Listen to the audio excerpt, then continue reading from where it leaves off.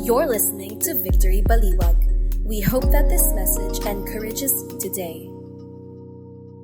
Let's read. It says in Matthew chapter 6, verses 1 to 4, "Beware of practicing your righteousness before other people in order to be seen by them. For then you will have no reward from your Father who is in heaven. Thus, when you give to the needy, sound no trumpet before you, as the hypocrites do in the synagogues and in the streets, that they may be praised by others. Truly, I say to you, they have received their reward. But when you give to the needy, do not let your left hand know what is your right hand is doing, so that your giving may be in secret, and your Father who sees in secret will reward you." God bless the reading of the word. Let's pray. Father God, we thank you for once again gathering us into this place to worship you, to hear from your word, to give us, for us to have a new revelation, for us to be used and molded by you. Father, Holy Spirit, we ask of you, open all our senses. Give us wisdom to understand. Give us peace. Give us everything that we ever need for us to be a conduit of your blessing. Thank you, for we are your sons and daughters. In Jesus' name we pray. Amen and amen. You may now take your seats. At habang umuupo po kayo, batiin nyo naman po yung kanina pinabati ni EJ yung mga nagagandahan at nagagwapuhan. Batiin nyo naman po yung hindi. Batiin nyo naman yung hindi sapat yung word na gwapo at maganda. Kayo naman, wag kayo, yung hindi sapat, baka mamaya binati yung sarili.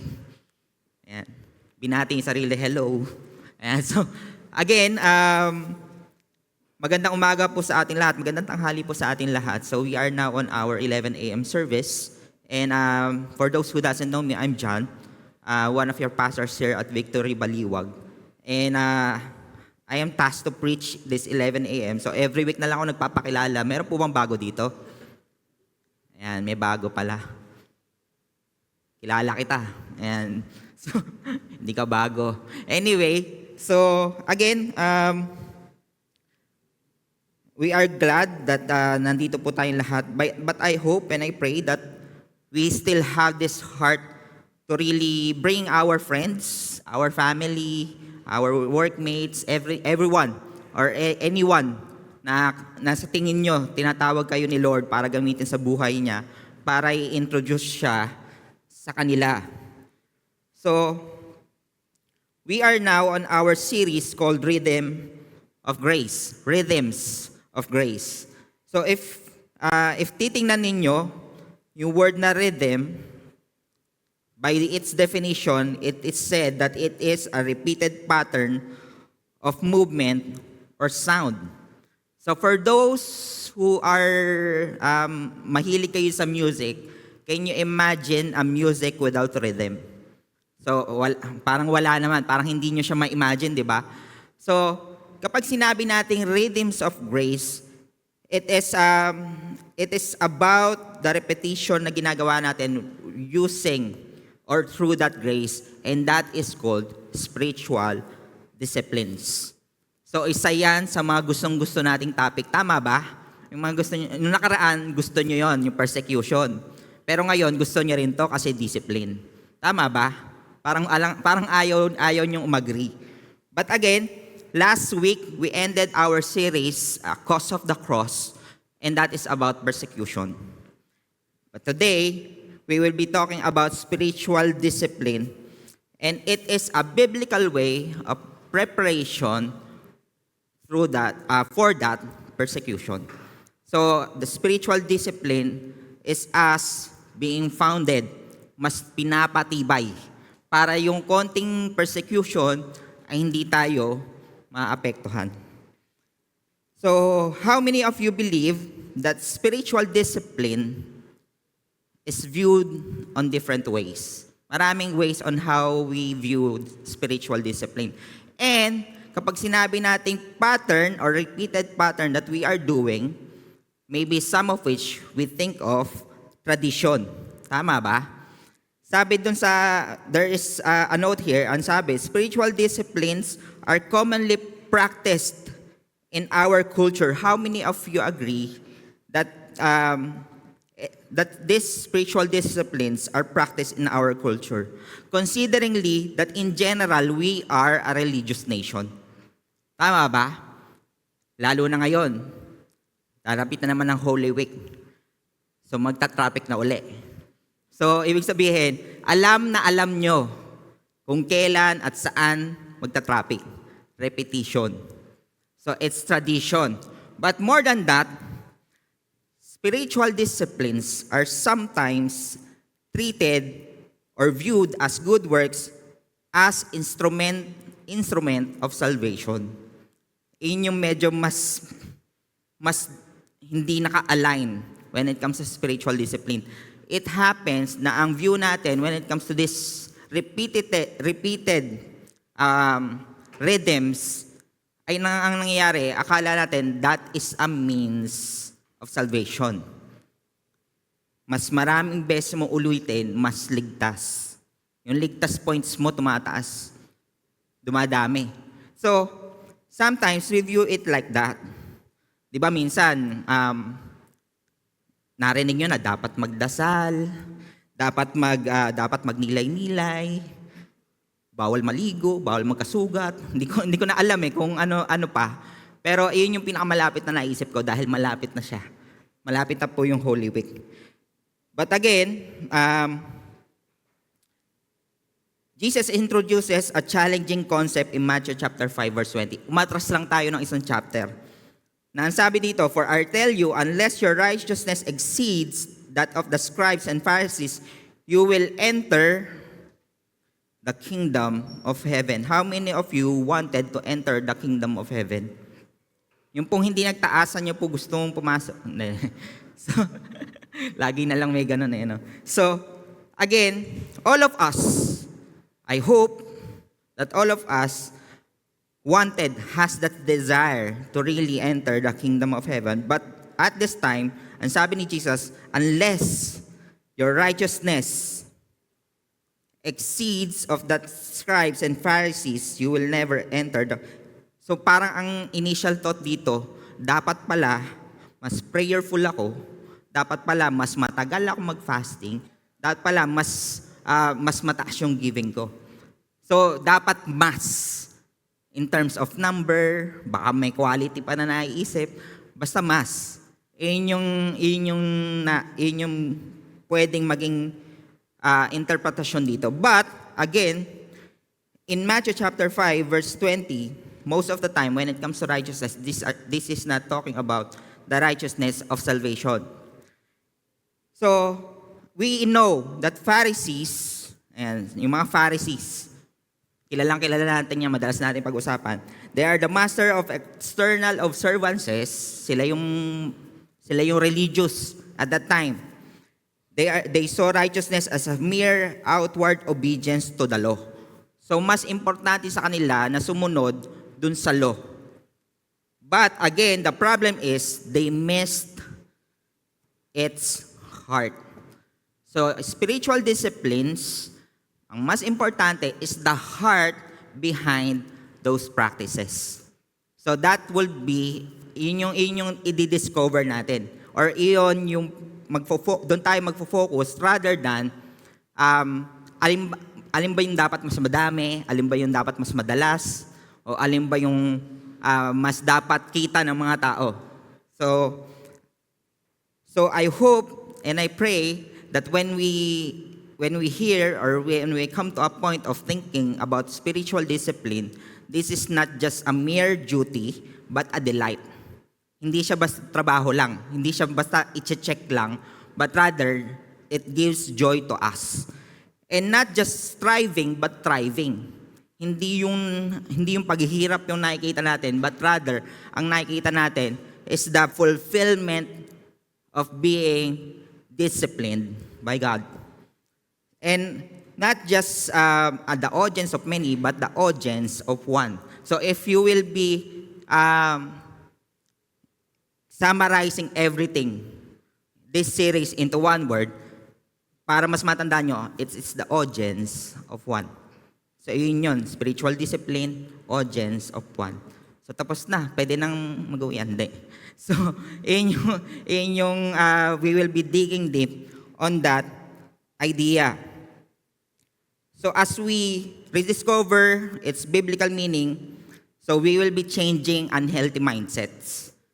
So as Christians, we are not, hindi tayo exempted on that unhealthy mindsets. Most of the time, I'll give you an example, victory group. How do we treat victory group? So let us check our hearts. Baka mamaya ginagawa na lang natin siya religiously. Baka mamaya ginagawa na lang natin siya, at worst, a means of salvation. Maaari na nakukuha natin yung ngayon, pero again, I hope that we will come to a point and wisdom that we can discern of what is good and pleasing to the eyes of God, rather what is good and pleasing for us. And sabi nga sa Galatians chapter 3, verse 3, are you so foolish, having begun by the Spirit, are you now being perfected by the flesh? We all know that we have been saved by grace, and then yet these people at this time, they are saved by grace, and yet they are fulfilling or being transformed by flesh or by works. So hindi siya logical, at the same time hindi siya rational. So we can say that we started with grace, and after we have started and begin with grace, we will be continuing with grace and be transformed by grace. It is all grace. So in this 3-week series, week 1, we will be talking about giving. So that's when you give.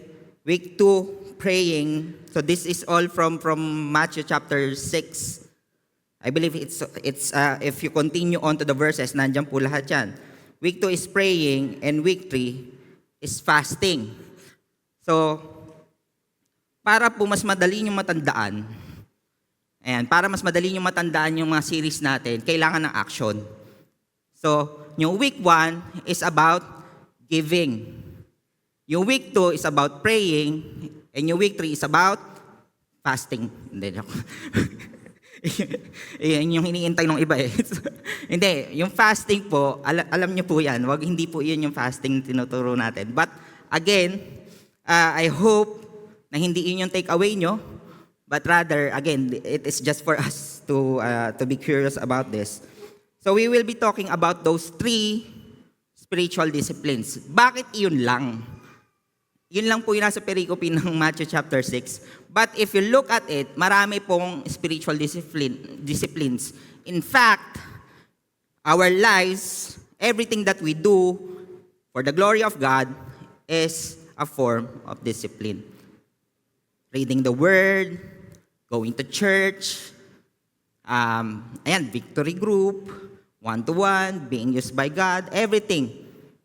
Everything for the glory of God is a form of spiritual discipline.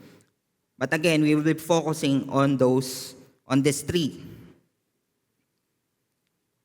And our theme for today is giving. It's when we give. So, naisip nyo ba na every time that we are giving, ano yung laman ng heart natin? So, if you will be the one, kung ikaw yung magko-continue ng phrase na yan, when I give, blank. So, I hope that ito yung part na tayo ay magiging aligned sa what the Bible saying when it comes to giving. Alam ko maraming questions when it comes to giving. We cannot answer all of it, but I hope that we come to a point that we discern what we will do. So, next one. So, just a context.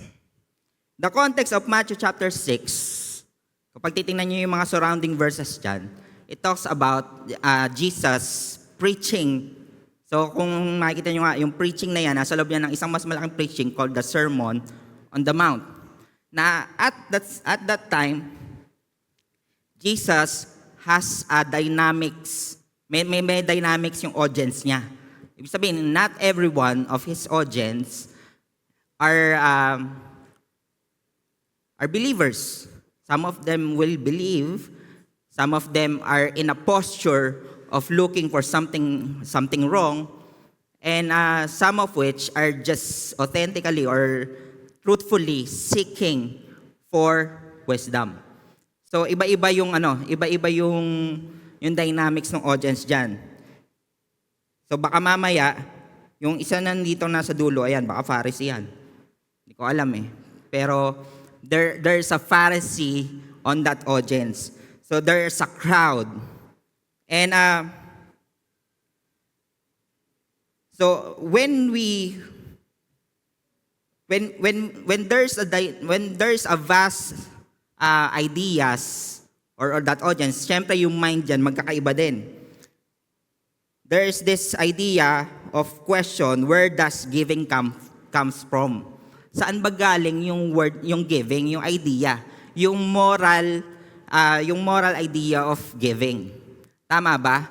Minsan or tayo we have this really idea, but have you come to a point of questioning, sino ba nagpauso niyan? Di ba? Sino ba nagpauso ng pagbibigay? So if you look at Deuteronomy chapter 15 verse 11, for there will never cease to be poor in the land. Therefore, I command you. So if you look at it on the Old Testament, giving to the needy is a command. But if you look for it further, makikita nyo sa Genesis pa lang, it is God who initiated the giving. He created this world. Yung creation, the rulership was given to humans through Adam. So siya yung unang nagbigay. And if you look at it, baka mamaya ang iniisip natin, let me just break this. Kasi baka mamaya iniisip nyo, ang giving, ang topic natin ay giving. So baka mamaya ang iniisip natin, tungkulan naman to sa tithes. Yes, tithes is a form of giving, but this focuses on giving to the needy. I-post lang natin yon dun sa sa mind natin.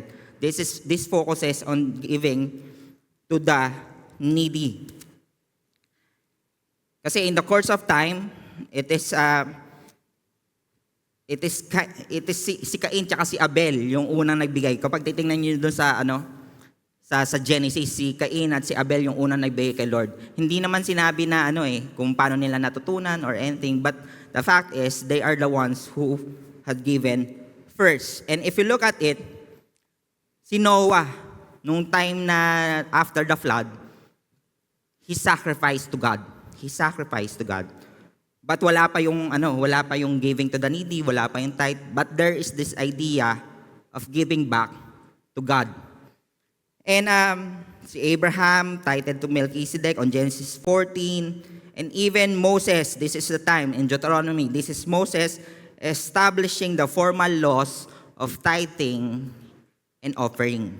So we are siding on that idea of offering. That is on top of the law, which is the tithe.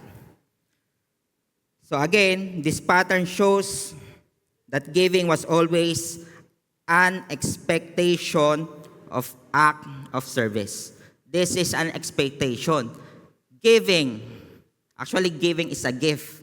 Kasi saan mo nakita yung ibibigay mo, hindi naman sa'yo. Kasi kung titingnan nyo sa Exodus, and I believe it's also in Psalms, it said that everything on earth is to the Lord's. Siya ang may-ari. So, again, this is a test or a test to us of our worship, our obedience, and again, our discipline towards our spirituality. So, hindi ito yung idea, let me just share to you yung na-share ko dun sa huddle kanina, na most of which, yung giving is a pitfall, is a large pitfall for Christians.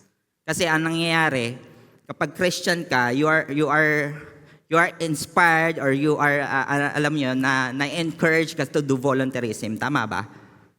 And yet, on some point, you will think of, why give if I'm already giving my time and talent? So, hindi ito yung tipo na if you see someone who is in need, na daanan mo, tapos ang sasabihin mo sa kanya, okay lang ba yung talent ko yung ibigay sa'yo? Hindi ito yung ganon. Diba? Someone who is in need, tapos ang sasabihin mo, okay lang ba kantahan kita? Kasi iyon yung kaya kong ibigay. Bigla mo sinabi, bakit ngayon ka lang? Hindi. O kaya nag-beatbox ka. Hindi ito yon. This is the idea of really giving whatever you have to that person. Some of which, minsan, ang inisip natin, a man does not live on bread alone. Gina-justify pa natin yung idea natin of not giving by using scriptures. You see how twisted that is. Diba? Why we are called to give to the needy, yes, we are still called to share the gospel. But again, if kung titingnan nyo nga yung Sermon of the Mount, diba? Jesus fed those people. So he acted upon that giving and generosity towards the people. So the tension, the question is, ito talaga yung problema. The practice of giving to the needy is not unknown. Hindi siya mystery sa atin. Hindi siya question of this is right and this is wrong. But the problem is, we still miss the mark of doing this. We can still miss the mark of why and how we do giving. Alam naman natin na the giving is good, but most of the time we miss the very essence of why and how to do giving. So that is yung i-discover natin, or we will be asking God for us to know what giving truly is, the biblical way of giving. So kung pupunta na tayo dun sa word natin, para tong email, naaalala ko kasi kung bakit ko nilagay yung yung slide na yan, subject beware. So kung meron kayong email, merong subject box doon. It summarizes everything that the body will be saying. So this verse, from verses 1 to 4, it is beware. This is a warning. Those verses is a warning to what? To the people that has this idea of giving and yet missed the very essence of it. Yung iba naman, hindi naman yung mga tao na yun, hindi naman sila hindi nagbibigay. Nagbibigay sila eh. So this is not about how much they give, this is how they give. So if we look at it, ayun yung word na beware. So beware of practicing your righteousness. Hanggang doon muna tayo. Is it wrong to practice righteousness? Mali ba? So, some of the people will say this contradicts Matthew chapter 5 verse 16. Umatras ng konting verse. Some people will say, teka, parang hindi naman, parang kontra yon sa verse 5, chapter 5 verse 16 na ang sabi, let your light shine before others so that they may see your good works. So wag daw i-practice, tapos yung dito naman is dapat ipakita yung good works. By the way, that good works is on some translation is translated as charitable deeds. If we look at it, it somewhat relates to the word giving. So, This is for clarification. This verse in chapter 5 verse 16, this encourages the display of good works. While this verse in chapter 6 verse 1 is a warning against doing good with the wrong motives. Mali yung motibo. So this is saying that beware of doing righteousness with the wrong motive. Now righteousness, yung sa verse 5, that righteousness is telling about the more supreme righteousness. But at this time, yung righteousness dito, if you look at the original language of this is also considered as almsgiving.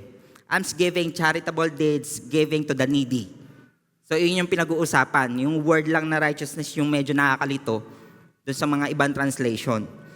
So, some of which, on those time, na si Jesus is talking to the Jewish people, meron silang beliefs, meron silang paniniwala na yung almsgiving and righteousness is as one. I remember this story. Kalimutan ko kung saan preaching ko siya narinig. Pero meron daw isang pastor na nasa Israel. Modern time Israel. Na meron siya nadaanan na in need, na beggar. Na dinaanan lang niya. So there's this guy na pinigil siya, knowing his looks, he's an Orthodox Jew. Na yung sombrero, yung itsura, even the language, hindi sila magkaintindihan. Pero yung Orthodox Jew, ang ginawa niya, kumuha siya sa bulsa niya, ginanyan niya yung pera, tapos inilagay niya dun sa ano. Tapos, ang sabi niya, so ibig sabihin, kahit meron silang language barrier, he get the point that whenever you see, in the Jewish culture, whenever you see someone who is in need, a beggar, you are obliged to give. It is your responsibility. It is a command from God. So, that idea, yun yung malamang sa malamang, majority of the people on that setting, yun yung idea nila of giving. So going back, again, another of which, almsgiving was highly regarded, with some believing it earned merit. So nakaka-earn daw ng merit for someone who is a Jew at that time, nakaka-earn daw ng merit yung giving. So sa atin, kung ita-translate nyo sa language natin ngayon, ligtas points. So nakaka-earn daw ng ligtas points yung giving. So just think for it for a moment. So parang ang dating, nabibili na pala yung salvation at the time. So, well, that comes from the distortion of that command from Deuteronomy up to that time. And up to this day, na nagkakaroon pa rin naman tayo ng distortion when it comes to our understanding of the Word of God. So question is, what are our motivations in giving? Tayo naman, pag-usapan natin yung tayo naman. Ano ba yung motivation natin when it comes to giving? Actually, I've seen this image on the internet, somewhere on a website. Nakita niyo yung title, The Reasons Why People Give. Maybe one of this reason, baka ito yung reason natin. Number 1, relatable. So, the reason why you give, gusto mo makarelate. You have this desire or a sense of belongingness. Gusto mo maging one with the people who are giving. That's why you are giving also. Ayaw mo yung maiwan ka doon sa kwentuhan na nagkabigayan na may binigay, pasensya na. So may mga nagbigay sila, maybe a group of friends who are doing charitable works and you want to connect with them, you also go to them. Tama ba? Sumasama ka sa nila and then nagbibigay ka. Pwede rin namang FOMO, fear of missing out. Ayaw mo maiwan doon sa mga tao na yon. So, ang driving force mo to give is the reason mo or the fear of missing out. Ayaw mong maiwan. Pwede rin namang contagious, nahawa ka lang. I remember this time nung nasa elementary kami. Meron akong classmate. Hindi ko alam kung saan niya natutunan 'yon, pero medyo tuso siya. Sabi niya gusto mo magkapera. Ang gagawin mo? Kumuha siya ng nag-origami siya nung papel. Ginawa niya parang basket. Tapos yung una niyang mga kaibigan, kami, kasama ako doon, naglalagay kami ng pera doon sa ginawa niyang origami. Tapos nakita ng mga classmate namin na iba. Yung iba, naglagay din without even knowing why. Tapos nagbigay din doon. Tapos at the end of it, madami siyang pera. So you see, people sometimes doesn't need a deep reason, but yet minsan nahahawa na lang din. When we are talking about giving, pwede rin naman being asked. Ayan, pwede rin yan. Sinabi, magbigay ka. Diba? So, minsan, the scripture was, again, namin misinterpret ang scripture because the scripture is telling us to give. We are being asked to give or we are being commanded to give.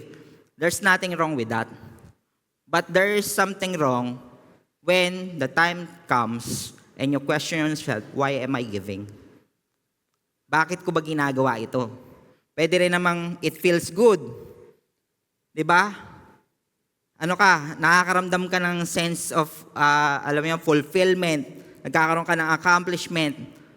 You feel good, you wanted impact. Alam mo yung gusto mong makilala ka. Or a sense of duty. Walang ibang gumagawa so ako na lang. So, these are motives. These motives, sometimes there are pros and cons on these motives.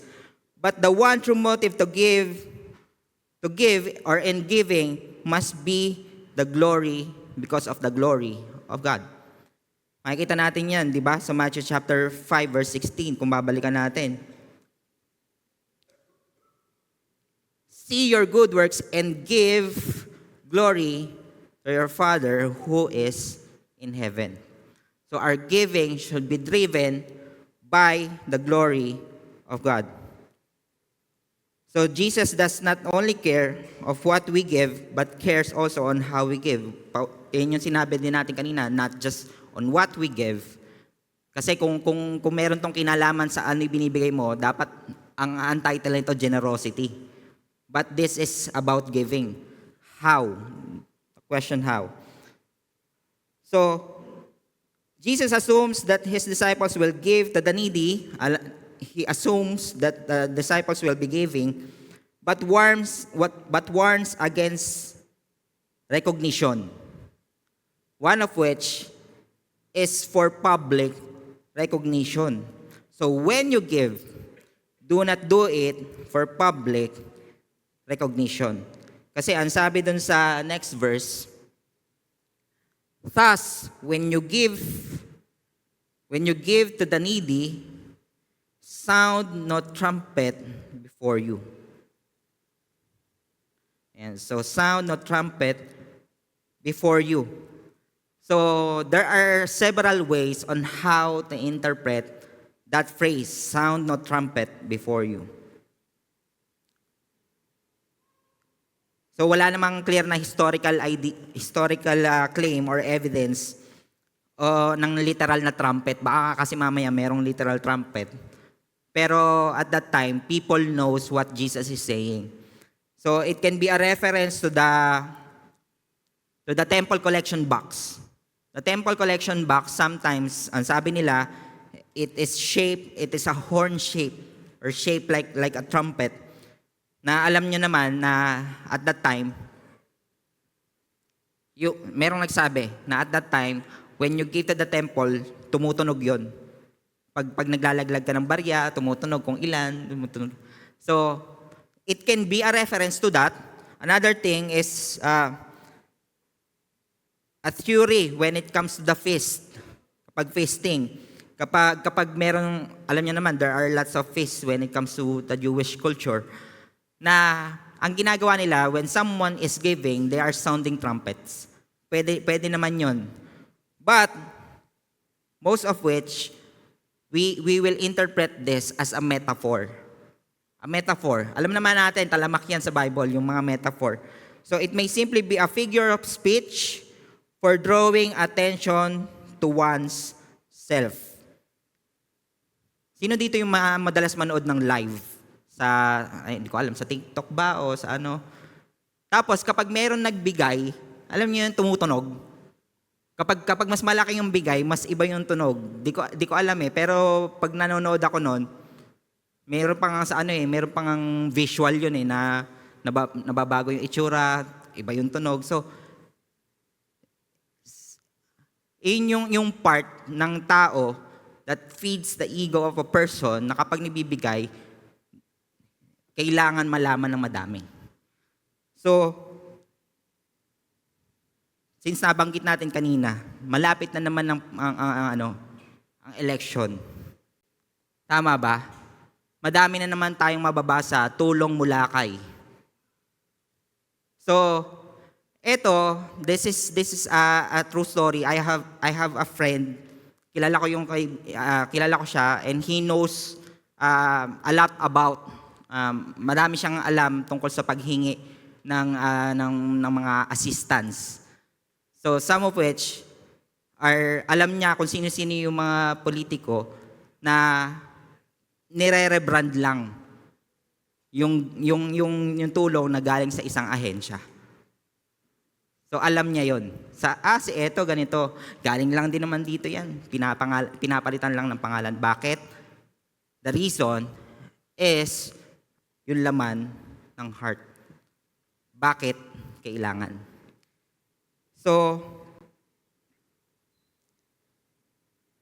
as the hypocrites do in the synagogues and in the streets. So there's this word, the hypocrites. So sometimes, syempre, masakit sa tenga yan eh.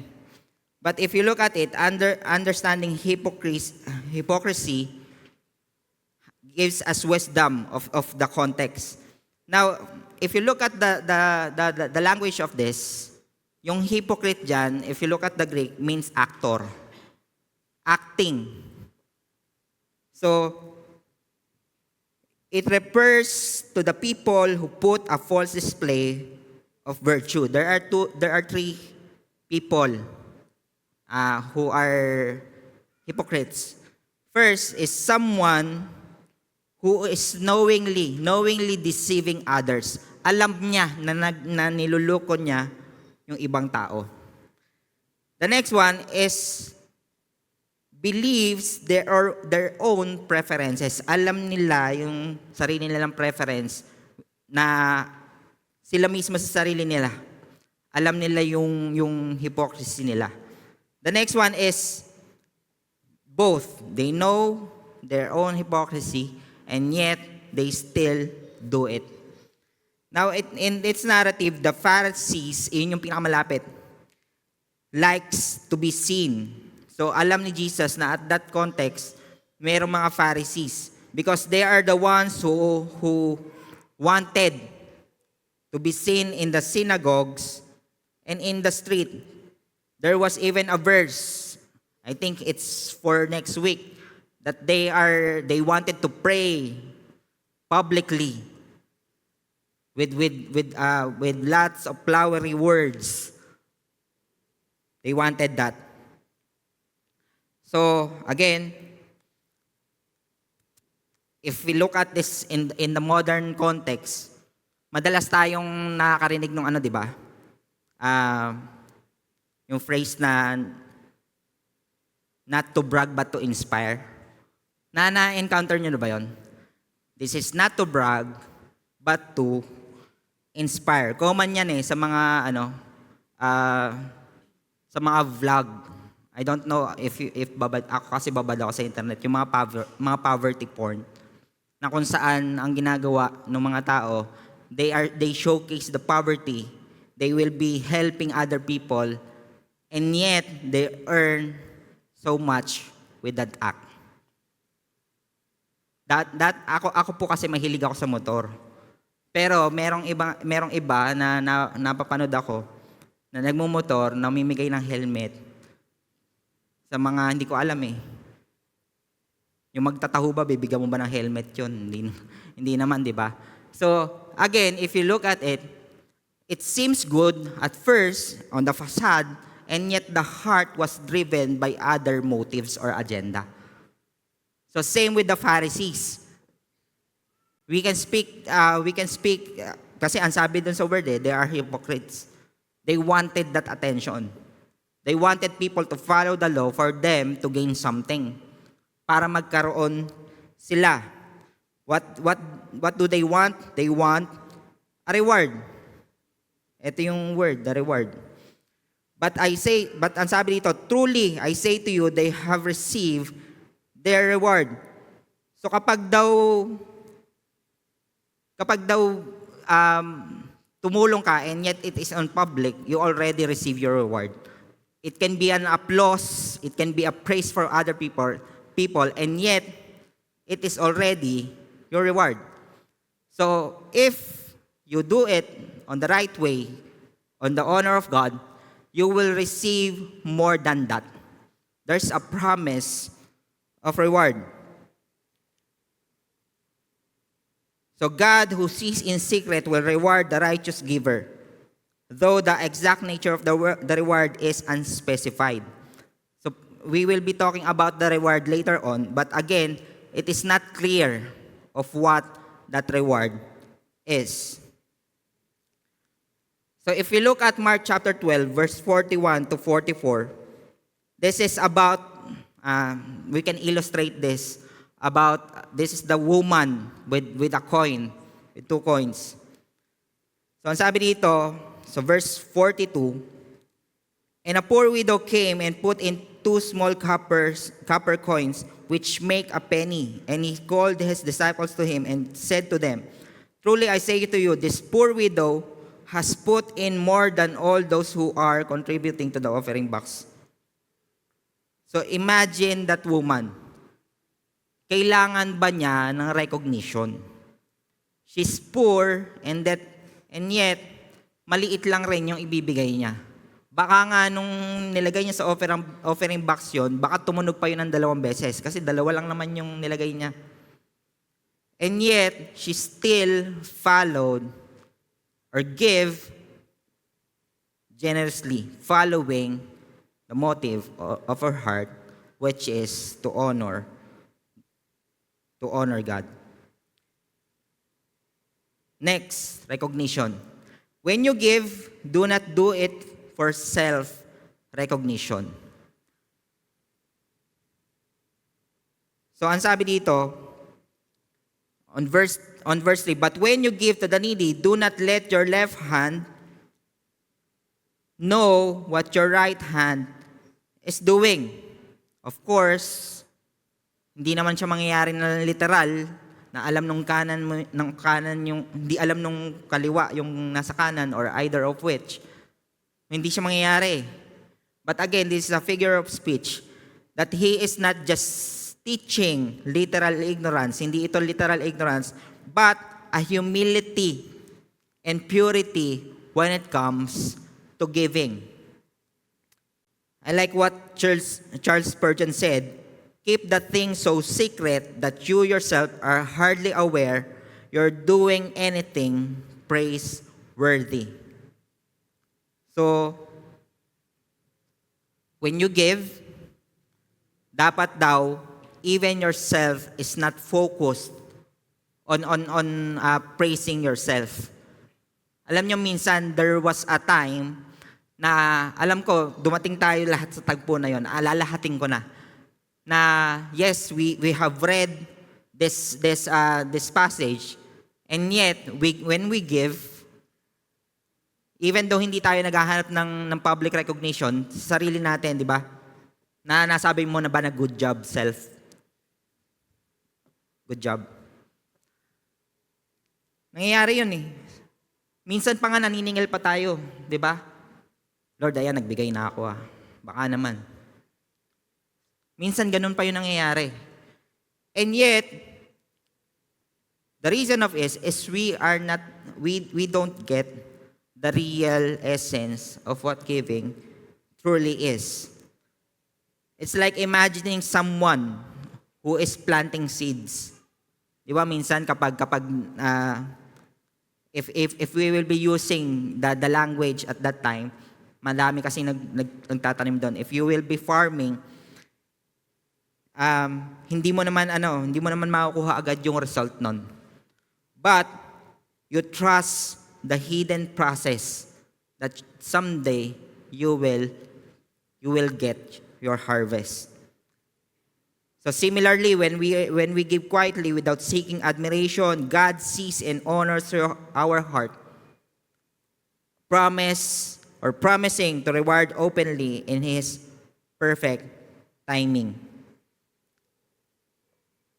I remember this verse whenever I am thirsty of praise. Ang sabi dito, let another praise you. Hindi naman tayo against praising one another. Actually, we have this culture of honoring one another. Pero honoring oneself, well, hindi siguro. So, we are not against of kung nakita. Di ba sabi, giving in secret? Paano pag nakita?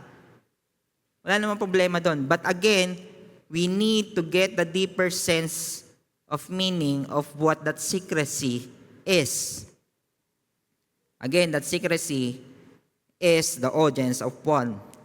Let another praise you. Not ask for someone or another to praise you. Not your own mouth, a stranger, and not your own lips. Let other people praise you, and with that, you are a signpost that points towards God. Not you. You may or may not receive praise, but it is always God who deserves all that recognition and praise. So, yun yung idea nun. So, again, audience of one. Lastly, when you give, so una, dalawa, don't do it for public recognition, don't do it for self-recognition, but rather do it for God. Again, this is not unknown to us. Alam naman natin to. But the question is, how? Minsan kasi, di ba, basta nakapagbigay lang, hindi na chine-check yung heart kung bakit. Just to check the box. Honestly speaking, I started tithing, just giving. Ano pa nga masyado pang kalkulado yung 10%. Punta lang ako saglit sa tithing yung time yata nun, ang tithes ko yata ay 837.46. Di ko alam eh. So, ganun kakalkulado. Basta ma-check yung box. But again, we don't give for the sake of giving, but we do it for God. On the last verse, on verse 4, so that your giving may be in secret, and your Father who sees in secret will reward you. So let us talk about the reward. Kanina, we said that there is a reward. Those people who seek public recognition or to seek attention from other people already receive the reward. That is the applause, that is the praise. But when we give secretly, there's a reward that is waiting for us that is given by no other than God Himself. So again, the reward is not clear, but you will get an idea or a clue or a revelation on this verse. I don't know if you see it, but if you look at the language, your Father. Imagine that reward coming from your Father who owns everything. What could be more beautiful than of a reward than to be with a relationship with God Himself? Naalala ko nga for everything is just rubbish compared to the glory of God. So kahit na hindi clear kung ano yung reward na yun, pwede namang material. Hindi naman natin pwedeng i-limit si God. Pwede rin naman yung mga bagay na gusto mo. Again, hindi natin siya pwedeng i-reward. Hindi natin siya pwedeng i-limit. But if you look at that language, your Father, my Father, your Father, He is the reward. The question is, how? How do we honor God with our giving?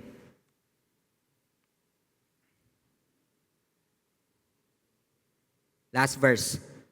James chapter 4 verse 10. Humble yourselves before the Lord and He will exalt you. You don't need to be exalted by other people, to be exalted by yourself, but God Himself, the Lord, will exalt you. So we give humbly. With all humility, we are giving. The worldly approach in spending money, there is a worldly approach in spending money. Tama ba? Na ang ginagawa natin, we spend on personal needs. Iyan yung unang ginagawa natin, we live. Pangalawa, we save. There's nothing wrong with that. We pay debts or bills. And then lastly, we give only if there is anything left. Kaya nga tayo minsan nahihirapang magbigay kasi wala nang natitira. But if we look at it, diba?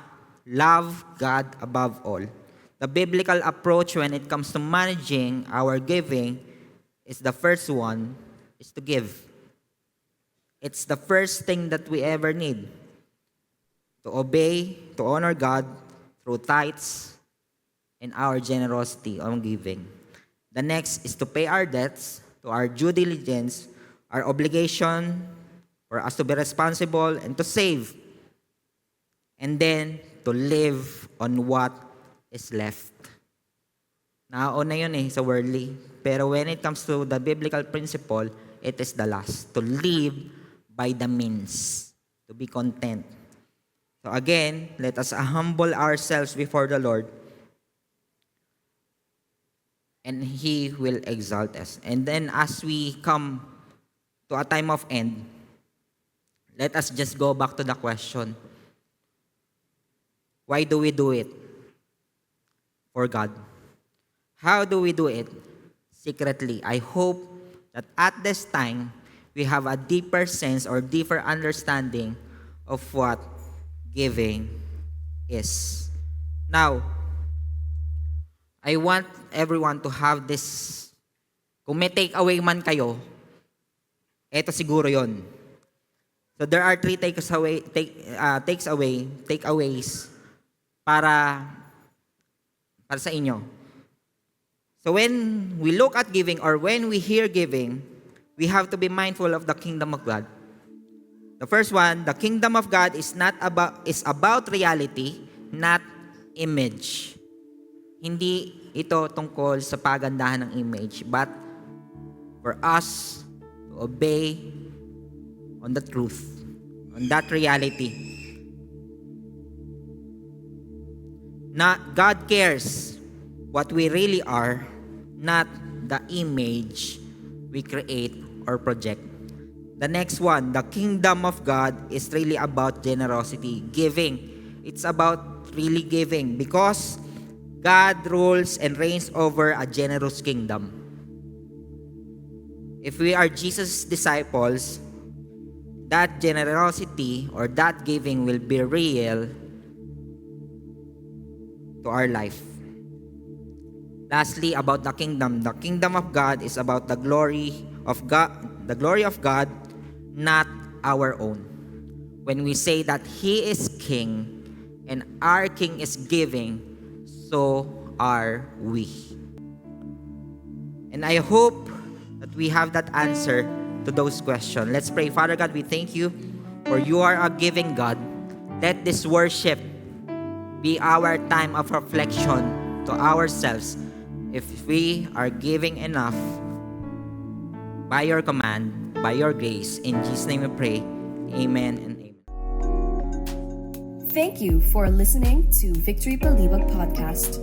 Follow us at Victory Baliwag on Facebook and YouTube for more details as we honor God and make disciples.